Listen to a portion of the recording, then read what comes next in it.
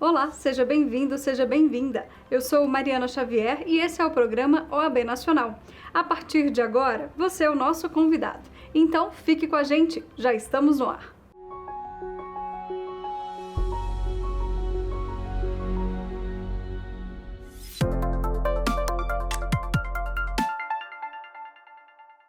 Eu começo o programa de hoje com a participação do presidente da OAB Nacional, Beto Simonetti, na entrega da medalha Ordem do Mérito do Tribunal Superior Eleitoral ao presidente do Congresso Nacional, Rodrigo Pacheco. Acompanhe. É sempre uma satisfação trazer a esta tribuna a saudação das advogadas e advogados brasileiros, principalmente em um momento tão significativo de reconhecimento público da dedicação do senador Rodrigo Pacheco, presidente do Congresso Nacional e do Senado Federal, em prol do fortalecimento do sistema eleitoral brasileiro. Ser condecorado com a Ordem do Mérito do Tribunal Superior Eleitoral representa, portanto, assumir o compromisso de levar adiante a proteção ao nosso Estado democrático de direito. Por isso, em segundo lugar, a outorga desta honraria é o momento para celebrar a ilustre trajetória do homenageado, o senador Rodrigo Pacheco. Na advocacia, nosso homenageado teve a carreira pautada nos princípios éticos que regem a ordem e se destacou desde cedo, tendo sido o mais jovem advogado a tornar-se conselheiro federal. A sua trajetória política não seria diferente. Eleito presidente do Senado Federal, o senador Rodrigo Pacheco mostrou a capacidade de diálogo e de ponderação mesmo em tempos polarizados. Durante o ano passado, afirmou e reafirmou em todas as oportunidades a lisura do processo eleitoral brasileiro e a necessária defesa das instituições democráticas contra atos atentatórios ao Estado de Direito. Em momento-chave, afastou dúvidas ilegítimas a respeito da confiabilidade das urnas eletrônicas e da imparcialidade da Justiça Eleitoral. Manifestou apoio inequívoco ao rigor jurídico, cujo objetivo é apenas o de garantir a soberania do voto popular. Na oportunidade de outorga da medalha Raimundo Faoro, uma das maiores condecorações do Conselho Federal da Ordem dos Advogados do Brasil, eu tive a oportunidade de dizer que o senador Rodrigo Pacheco é considerado um dos imprescindíveis na história da Ordem, considerando a sua irreprochável carreira. Na verdade, é sim um imprescindível, não apenas para a OAB, não apenas para o Senado Federal, mas para a história do Brasil, em razão do seu legado construído em prol do equilíbrio e fortalecimento das instituições democráticas. O sentimento majoritário da população é de confiança no processo de sufrágio. Compartilhando esse sentimento, por diversas vezes, na condição de chefe do Poder Legislativo brasileiro, entendi que era necessário afirmar e reafirmar a plena segurança por parte do Congresso Nacional no processo eleitoral brasileiro, na justiça eleitoral e no sistema eletrônico de coleta e apuração, por meio das quais temos apurado os votos desde 1996. As urnas eletrônicas sempre foram motivo de orgulho nacional e trouxeram, nesses 27 anos de uso no Brasil, transparência, confiabilidade e velocidade na apuração do resultado do pleito. Elas se tornaram uma ferramenta poderosa contra vícios eleitorais muito frequentes na época do voto em papel. Representam, portanto, um verdadeiro marco democrático e civilizatório. A tentativa de desacreditá-las restou, felizmente, infrutífera. O bom trabalho que vem sendo realizado pelo Tribunal Superior Eleitoral, seus ministros, servidores e colaboradores contra uma intrincada rede de desinformação foi fundamental para que pudéssemos barrar um verdadeiro retrocesso. Tenho convicção do papel decisivo recentemente desempenhado por esta instituição na manutenção dos valores democráticos de nosso país. Assim como o TSE, eu preciso dizer que as instituições democráticas demonstraram plena maturidade institucional, na medida em que incorporaram sua missão inescapável de absoluto respeito à supremacia da Constituição Federal e agiram conforme os ditames dela. Foram vigilantes, resilientes e intransigentes no que diz respeito à defesa da democracia. A Ordem do Mérito do TSE foi criada em 2015 e leva o nome do advogado, político e estadista brasileiro Joaquim Francisco de Assis Brasil. O vice-presidente nacional da OAB, Rafael Horne, participou da inauguração das novas instalações da 9ª e 11ª turma do Tribunal Regional da 4ª Região, que fica na sede da Justiça Federal em Santa Catarina. Para ele, o ato com a presença da advocacia simboliza mais uma ação de reaproximação do Poder Judiciário e da advocacia brasileira. A interlocução entre a advocacia e os tribunais, ela é imprescindível para que nós possamos não apenas garantir as prerrogativas do exercício profissional, como principalmente o acesso do jurisdicionado ao sistema de justiça. E essa ampliação se dá através do diálogo, um diálogo que é muito forte aqui no sul do país, junto ao Tribunal Regional Federal da 4ª Região, tanto com o presidente do Tribunal Regional Federal da 4ª Região, desembargador Ricardo do Vale Teixeira, como também, juntamente, toda a equipe diretiva. E essa conquista tem sim a digital da advocacia, tem a digital da Ordem dos Advogados do Brasil. O presidente Beto Simonetti apoiou essa iniciativa de descentralização do Tribunal Regional Federal da 4ª Região, garantindo com isso a ampliação do acesso à justiça e também ampliação da celeridade nos julgamentos no âmbito do TRF4.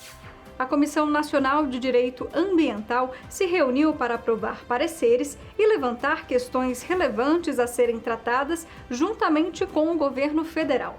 Uma delas é sobre a reestruturação do Conselho Nacional do Meio Ambiente para que houvesse mais espaços a serem ocupados pela Ordem durante os encontros no governo. Nós discutimos também a respeito de novas ações a serem tentadas perante o governo federal. Uma delas é uma luta antiga da OAB, que é ter um espaço no CONAMA. O CONAMA ele foi reestruturado agora no governo federal e o número de pessoas foi ampliado para 144 componentes. E a Ordem não tem ainda um assento no CONAMA. Como eu já disse, é uma luta antiga, mas também a gente tem que trabalhar com uma certa parcimônia, até porque um órgão julgador, como o CONAMA, e elaborador de resoluções com 144 membros, eu acredito que pode ter uma efetividade de ação comprometida. E a par disso, nós também vamos tentar retomar uma conversa com o IBAMA, que já foi tentada o ano passado, que diz respeito à estrutura de sistema de atendimento aos advogados. Hoje, o sistema do IBAMA é um sistema complexo, é um sistema que não preza a atuação da advocacia. Na gestão, no ano passado, como eu disse, nós tentamos essa conversa, não obtivemos êxito, e agora nós temos a esperança de tentar de novo, mas sermos atendidos dessa vez e tentar uma melhoria no acesso ao sistema do órgão para a advocacia do Brasil todo, porque é uma queixa comum de todos aqueles advogados que atuam perante o IBAMA em todo o país. Os próximos passos da comissão serão justamente oficiar aos órgãos do governo federal, pedindo reuniões presenciais para nós discutirmos essas melhorias com relação ao sistema de atendimento aos advogados. Nós tivemos agora há pouco uma notícia de um fevereiro que teve um recorde de desmatamento. Nós queremos saber do governo federal também quais são as medidas que ele vem pensando para conter esse desmatamento na Amazônia e entender em que ponto o Conselho Federal pode entrar como um suporte, como a Comissão de Direito Ambiental pode ser um suporte nessas ações de combate ao desmatamento. Dia Internacional da Mulher, uma data a ser celebrada neste programa e que evidencia a igualdade, a representatividade e, na OAB, o avanço de uma sociedade cada vez mais justa. Assim seguimos trilhando um caminho de prosperidade e respeito. Eu deixo aqui o meu compromisso e da minha diretoria com a mulher advogada. Estamos avançando desde a paridade, que já garante a presença das mulheres em 50% dos quadros da OAB Nacional, às ações permanentes como a criação do canal Advocacia Sem Assédio, o foco na defesa das prerrogativas das advogadas, a criação da CONCAD Mulher e o reconhecimento de Esperança Garcia como a primeira mulher negra advogada do Brasil. E o nosso trabalho não para. Nós estamos preparando o projeto Carreiras, que proporcionará aprimoramento pessoal e profissional, e o programa de interiorização e o mais importante, tudo isso de portas abertas, sempre ouvindo você. Esse é o nosso compromisso. Viva a mulher advogada do Brasil. Não é por acaso que essa data reflete sim um símbolo de que temos uma vida aguerrida, de lutas e muitos desafios. Mas nós não paramos por aqui. Nós, mulheres de ordem, que hoje somos metade da OAB, conquistamos o espaço de 50% no nosso Conselho Federal, nos cargos diretivos e nos conselhos estaduais. Estamos aqui a representar você dia após dia, nos nossos eventos, nas discussões, nas pautas que para nós são importantes. Esse dia é um dia de reconhecermos que galgamos muito. O ano de 2022 foi um ano emblemático para nós. Criamos a campanha Advocacia Sem Assédio, onde espraiamos ela por todo o nosso sistema. E logo agora, no dia 13 de março, levaremos o projeto de lei a ser aprovado pelo Pleno para incluir o assédio moral e sexual como infração ético-disciplinar e encaminhar isso às casas legislativas. Assim também, para o ano de 2023, nós não estamos paradas. Criaremos o maior projeto de desenvolvimento pessoal, profissional e liderança para as mulheres. Porque para as mulheres temos o melhor, para motivá-las, incentivá-las a estarem no lugar onde elas quiserem. É isso que o Sistema OAB tem para você. E junto comigo, junto com essas 700 mil que estão me ladeando, existem os homens que estão aqui nos apoiando e nos ajudando nesta caminhada. O Estatuto do Idoso prevê como crime a conduta de colocar em risco a vida ou a saúde do idoso através de condições degradantes, a privação de alimentos ou cuidados indispensáveis. E mesmo com a legislação em vigor, o questionamento que fica é: por que ainda se vê por aí cárcere privado, prática de tortura e idosos trancados, amarrados e sem tratamento? É o que você acompanha agora na entrevista. Esse é um reflexo de uma sociedade muito violenta, né? Essa violência ela gera repercussões para todos os estratos sociais e, em especial, as duas pontas, né? Pessoas idosas e crianças e adolescentes. Esse crescimento no número de registros se dá por dois motivos. Primeiro, porque, de fato, principalmente um cenário pós-pandemia, nós evidenciamos realmente um aumento das interações sociais. O isolamento social pode ser uma das respostas, né? Pode ser uma das respostas para esse crescimento. Então, nós temos nesse dado da violência contra pessoas idosas, um grande contingente dessas denúncias apontam como um possível agressor netos, filhos, né? Ou seja, pessoas da total confiança daquela pessoa idosa, pessoas que têm o dever de realmente proporcionar uma proteção integral a esse segmento, muitas vezes são as pessoas que mais violam os direitos das pessoas idosas nas mais diversas formas de expressões da violência.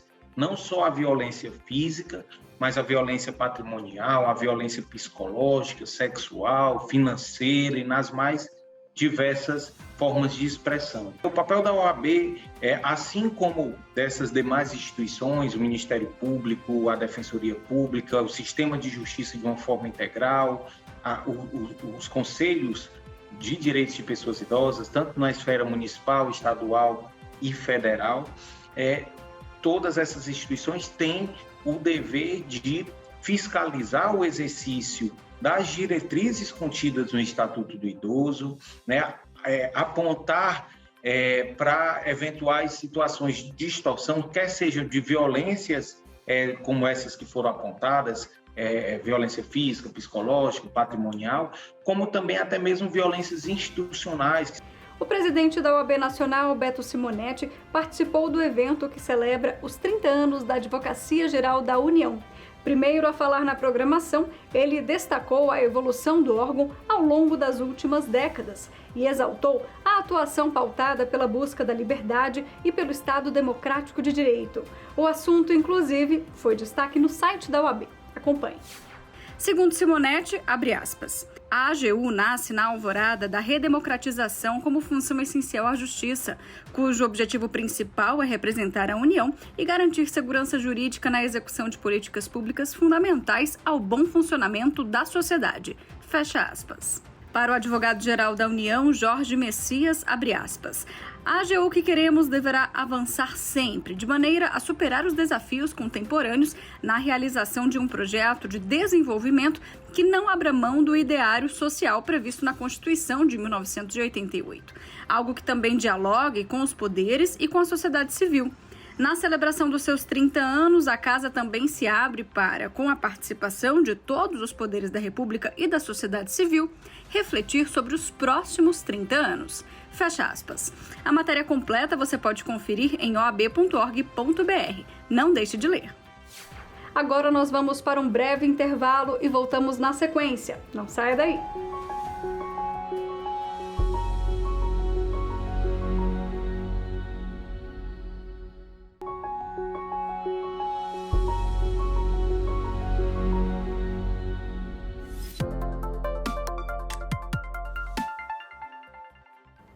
A 20ª edição do Prêmio Novari foi lançada na última semana. A premiação se dedica a reconhecer e a disseminar as práticas transformadoras que se desenvolvem no interior do sistema de justiça do Brasil. As inscrições estão abertas e podem ser realizadas até o dia 8 de maio. A OAB Nacional é parceira da iniciativa. Desde a sua criação em 2004, o Prêmio Novari já recebeu mais de 8.000 práticas e premiou, homenageou e destacou 260 trabalhos que têm como objetivo principal aprimorar a justiça e torná-la mais rápida, acessível e eficiente para a população. As inscrições para essa edição podem ser feitas pelo site premionovari.com.br. Não deixe de participar. O INSS liberou melhorias no sistema voltadas ao processo de renovação de acordos. As atualizações na plataforma agora permitem que as renovações de acessos dos usuários sejam feitas em lote, para que haja maior agilidade e evite a indisponibilidade para a advocacia. Confira. A Comissão de Direito Previdenciário Nacional entrou em contato com o INSS para buscar ferramentas para facilitar a renovação dos acordos estaduais. Hoje, o acesso ao INSS Digital se dá por um convênio feito entre cada seccional da OAB e o INSS. Mas esse convênio precisa de renovação periódica e essas renovações estavam demorando muito tempo e causando muitas vezes dificuldade de acesso dos advogados. Por isso, a Comissão Nacional fez uma reunião com a presidência do INSS e com o Ministério, pedindo ferramentas melhores que possibilitassem a renovação em lote. Isso foi liberado pelo INSS agora e as comissões estaduais e as seccionais já podem subir o nome dos advogados que devem ter acesso ao INSS de forma mais unificada, mais ágil, para acelerar, sem dúvida, e manter sempre o acesso da advocacia previdenciária ao sistema de requerimentos de benefícios previdenciários, que é o sistema INSS Digital. Esse novo formato de renovação permite que não haja interrupção de acesso dos advogados através de cada acordo estadual. Então, com essa subida em lote dos nomes, não vai haver aquela demora do funcionário da OAB ter que manualmente incluir um a um novamente no sistema. É um requisito que o INSS está trazendo das renovações e esse formato que foi agora liberado permite com que a OAB faça com agilidade e não haja interrupção de acesso dos advogados e advogadas previdenciárias. Superado, então, o problema de renovação de acesso, agora a Comissão Nacional otimiza os esforços para a questão de estabilidade do sistema. A gente sabe que durante fevereiro e março a gente teve algumas semanas de problemas de acesso à Basic NIS e ao CNIS, que refletiram nas possibilidades de requerimento de benefício e seguimos em tratativas e cobranças com a Dataprev, INSS e Ministério da Previdência para que o sistema emita as certidões corretamente e fique disponível tanto para requerimentos quanto para retirada de informações e documentos dos segurados, então da sociedade e da advocacia. Um sistema mais confiável, um sistema mais estável é a luta da Comissão Nacional junto ao Ministério e essa é uma bandeira que estamos levantando durante o ano de 2023. O Conselho Federal da OAB, como maior entidade social, tem pautado e discutido temas do cotidiano que afetam diariamente a vida da população. Um dos assuntos em destaque na última semana, no canal da OAB Nacional no YouTube, tratou da advocacia e os direitos dos desastres. O seminário foi aberto ao público. Confira.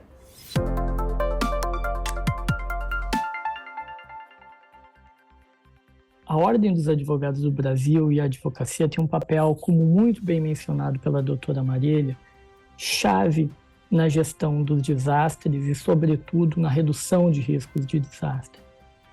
As comissões que aqui estão, a comissão em nível federal e as comissões em nível estadual, elas são um ponto de profunda importância na difusão do conhecimento dos desastres.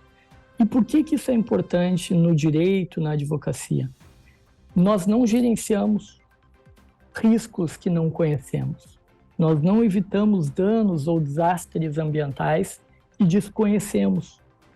Por essa razão, a difusão do conhecimento também na área jurídica é fundamental, que a advocacia de diversas áreas estará cada vez mais afeta ao direito dos desastres, desafortunadamente, em virtude dos eventos que nós temos tido nos últimos anos e que, infelizmente, os prognósticos é de incremento. Então, vejam, profissionais do direito administrativo, procuradores, como é o exemplo aqui do Dr. Fernando, cada vez mais estarão expostos a lidar com conflitos inerentes a essas questões. Da iniciativa privada, como é o caso do Dr. Peri aqui, seguros, contratos de seguros também cada vez mais expostos. Direito penal, eu poderia citar casos, direito empresarial, direito ambiental e muitos outros ramos onde a advocacia será protagonista nos debates inerentes ao Estado democrático de direito. A OAB, dentro de sua grande estrutura e de todos os advogados que dela participam, a gente tem, nessa questão dos desastres, sejam naturais, antrópicos, enfim, essas questões catastróficas, a OAB e os advogados, mais especificamente, eles têm o papel de evitar o esquecimento, né? No sentido de, ao dar publicidade, e a publicidade por todas as ferramentas que a advocacia dispõe, né? Seja por eventos como esse, mas também a publicidade que se dá ao tornar público, né? Conflitos, lesões, violações a direitos de indivíduos. E isso a advocacia o faz no seu métier habitual de judicialização dessas questões. A Escola Superior de Advocacia Nacional também realizou no YouTube o debate voltado às estratégias e ferramentas para a recuperação de crédito. O convidado desta vez foi o advogado e doutor em Direito Processual Civil, Gilberto Bruschi. Primeira questão, como que o STF decidiu a ADIM? E qual era o mérito da ADIM? Isso é importante, a gente saber qual era a discussão. Então, o Partido dos Trabalhadores ajuizou uma ADIM para que fosse declarada a inconstitucionalidade do inciso 4 do 139, no que diz respeito às obrigações pecuniárias. O entender era que o dispositivo violaria o princípio da responsabilidade patrimonial e eu estaria atingindo a pessoa do executado. A grosso modo, vamos pegar o voto do ministro Barroso, que foi mais curtinho, né? O voto do relator é sensacional, mas vamos pegar o voto do ministro Barroso, que é mais curtinho. Ele disse o seguinte: não dá para eu declarar a inconstitucionalidade do dispositivo generalizando para qualquer hipótese. Eu tenho que analisar diante do caso concreto. Então, por exemplo, se o executado é motorista de aplicativo e eu peço como medida atípica a apreensão da CNH desse executado, eu estarei violando o direito fundamental. Se eu estiver violando o direito fundamental, consequentemente, eu estarei praticando um ato inconstitucional.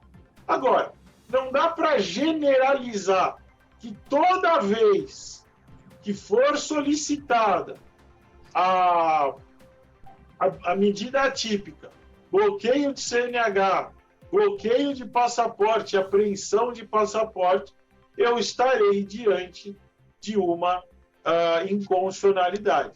Então, o que o legislador queria e o que foi ratificado agora pelo STF? Posso determinar medidas atípicas desde que eu preencha requisitos para o caso concreto, né? Uma discussão que havia na doutrina, ainda há, na verdade, mas eu acho que essa discussão, para mim, não faz o menor sentido, eu só posso determinar uma medida atípica que tenha a ver com a natureza da obrigação ou com o título que gerou aquela obrigação. Então, eu só vou poder determinar a apreensão da CNH se o fulano estiver devendo o carro, né? O financiamento do carro. Não faz sentido, né? Se eu quero uma medida coercitiva para forçá-lo a cumprir a obrigação, eu vou ter que analisar diante do caso concreto. Eu tenho que aí eu vou usar o que o professor Marcos Vinícius Borges usou no livro dele. Foi a tese de doutorado dele. Ele diz o seguinte: olha, eu tenho que analisar e fazer o que a gente chama de personificação do requerimento. Não adianta eu fazer o requerimento igual em todas. Este programa é mais uma produção da Ordem dos Advogados do Brasil. Aqui você fica por dentro das informações da advocacia e do judiciário, além de acompanhar entrevistas especiais, matérias exclusivas e muito mais. Não deixe de seguir também as nossas redes sociais e conferir as principais notícias no site da OAB Nacional.